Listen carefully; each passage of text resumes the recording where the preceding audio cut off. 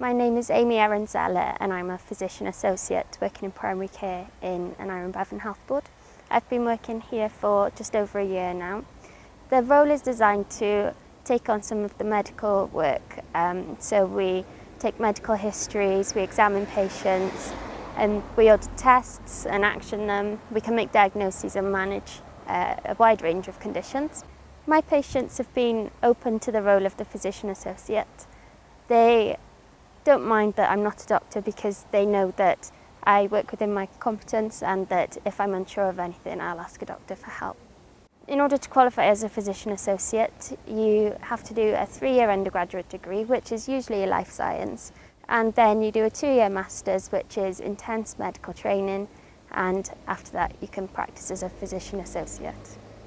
I really like my job as a physician associate. It gives me the opportunity to practice medicine and do what really interests me, and it's just a really flexible career. Very, very happy to have all of you and welcome into our health board. You'll recognize many of my colleagues here and I thank everybody for coming.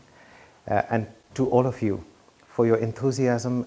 I have to say at the interview it was a really humbling experience, and I've done 2 rounds of interviews with the first cohort and the second cohort to look at your CVs, to listen to what you have to say, and just the excitement of what you can bring to the service. Clearly, you're going to bring a lot of stability and you're going to help us to really deliver excellent care for our patients, and that's what we are here about. You are really valued and we're just happy to have all of you in all our different departments. It's a really exciting time. I'm Sam Norris. I'm a physician associate working in intermediate care in the frailty department. I'm based out in St Wallace, which is quite an interesting role. I'm based in the community team, so I work in a brilliant team of really super senior nurses and then consultants and a specialty doctor. So I'm in a very senior team in quite a junior position. But even so, everyone has been super welcoming and hopefully grateful for me being there.